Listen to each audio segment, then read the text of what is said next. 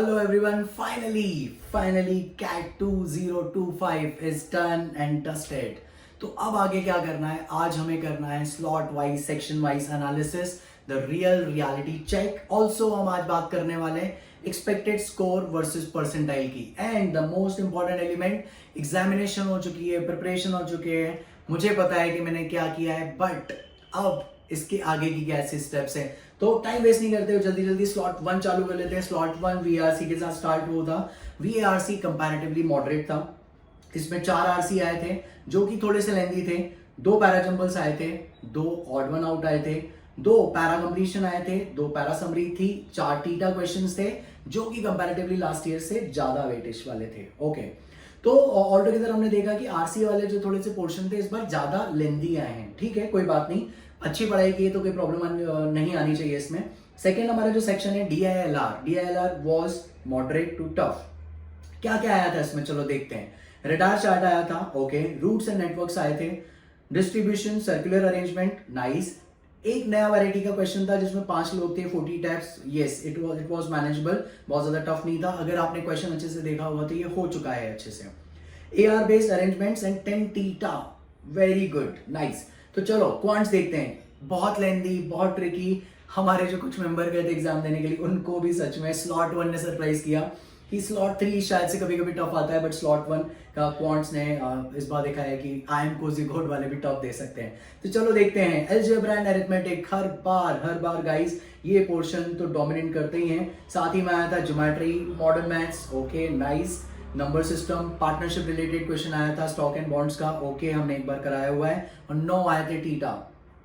Slot 1 तो यार overall देख के ऐसा लगा था कि अगर आपने हमारा वीडियो देखा होगा जिसमें हमने आपको कुछ चीट कोड्स दिए थे, बहुत सारे ऐसे टॉपिक्स थे जो हमने डाल रखे थे लास्ट डेज में, जिसने वो किया होगा जरूर उसको फायदा मिला होगा. स्लॉट 2, ओके, स्लॉट 2 स्टार्ट करते हैं वीआरसी से जो कि मॉडरेट था. Again 4 RC, same to same pattern, 2 odd one out, 2 para completion, 2 para summary और 4 टीटा. ठीक है, ये तो बिल्कुल सेम है. डीआईएलआर का देखते हैं. Again moderate to tough. कुछ बच्चों का डीआईएलआर फेवरेट होता है तो उनको बहुत ज्यादा टफ नहीं लगा था, उनके हिसाब से मॉडरेट था. बट ऑल टुगेदर हम सारे स्पेशलाइजेशन, सारे स्ट्रीम्स को देखें, सारे बच्चों को बात करें तो मॉडरेट टू टफ था.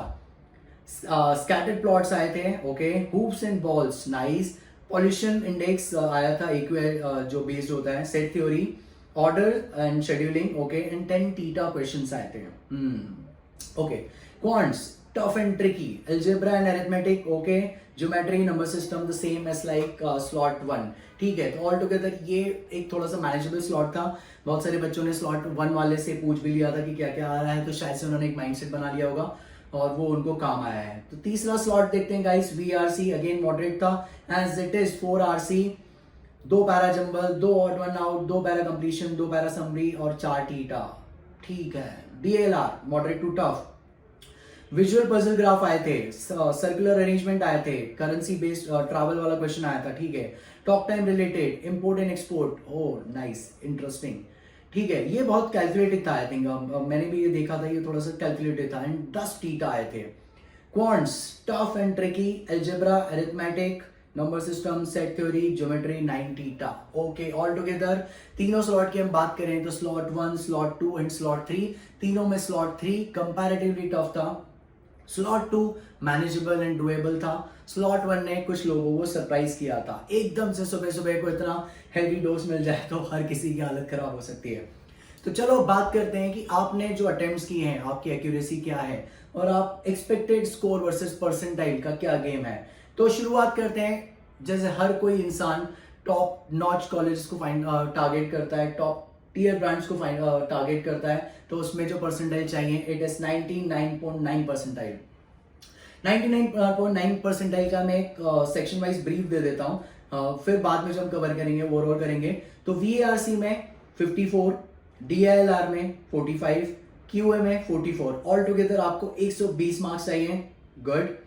Slot 2 VRC 54 marks, DILR 46 marks, quants 42 marks and overall 121 marks चाहिए आपको. Slot 3 VRC 54 marks, DILR 42 marks, quants 38 marks and overall आपको चाहिए 115 स्कोर. तो जैसे हमने बताया स्लॉट 1 स्लॉट 2 के कंपैरिजन में स्लॉट 3 का expected score versus percentile is little lower. 99.5 percentile के लिए ओवरऑल परसेंटाइल स्लॉट 1 में कितना चाहिए, ओवरऑल स्कोर कितना चाहिए, तो वो है 100, स्लॉट 2 में चाहिए 102 और स्लॉट 3 में चाहिए 97। 99 परसेंटाइल कितने पे आएगा गाइस, चलो देखते हैं। 99 परसेंटाइल बनेगा आपका 88 मार्क्स पे स्लॉट 1 में, 90 मार्क्स पे स्लॉट 2 में एंड 85 मार्क्स पे स्लॉट 3 में। तो चलो ठीक है, 99 परसेंटाइल तक। अब आपके सामने जो विजिबल है ये पूरा शीट है जिसमें हमने 99.99, 99.5, 99, 98, 95, 90, 85, 80 75 परसेंटाइल तक हम दे दिए हैं। हर बार की तरह जो हमारी रिसर्च टीम है एक्यूरेट ही लाती है।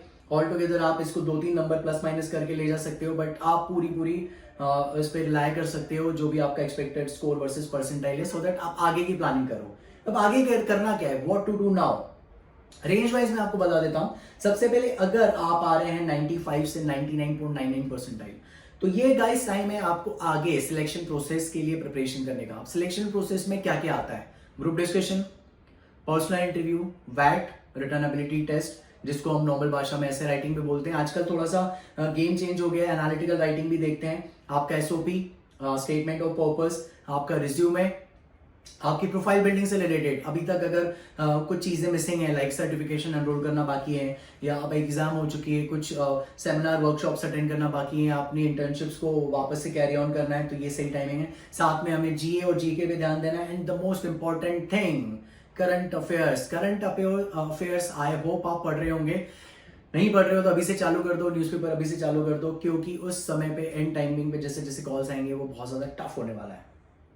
सेकेंड रेंज हमने लिए 85 to 90 परसेंटाइल। आप लोगों को क्या करना है, सिलेक्शन प्रोसेस की प्रिपरेशन के अलावा आपको आगे वाले एग्जाम, अगर आप एडमिट दे रहे हो, मे बी स्नैप दे रहे हो, मे बी जैट दे रहे हो, तो इन एग्जाम्स की स्ट्रैटेजी पे काम करना है। इसके लिए हमने लास्ट टाइम वीडियो में भी बताया था, हमारी टीम 1-to-1 काउंसलिंग में बहुत ही ज्यादा एक्सपर्ट है। वो आपको स्ट्रैटेजीज बना के दे सकते हैं। कुछ बच्चों को बहुत हद तक वो चीजें काम आई है, चाहो तो आप भी उसमें बात कर सकते हो। And then last, below 85 percentile, आपका मेन फोकस तो सिर्फ और सिर्फ पेंडिंग एग्जाम्स पे ही काम करने का है। तो गाइज आज के लिए शॉर्ट एंड क्रिस्प ये बहुत है। अब हम देखते हैं इसके आगे धीरे धीरे कि हमारे पास जो क्वेरीज आ रही है कि अब हमें ऐसे परसेंटाइल अगर हमें समझ में आ जाता है तो कौन कौन से कॉलेज डेडलाइंस है जिनको कवर करना है। साथ ही में एग्जाम स्ट्रेटेजी से रिलेटेड कुछ स्पेसिफिक वीडियोस हम लोग बनाने वाले हैं।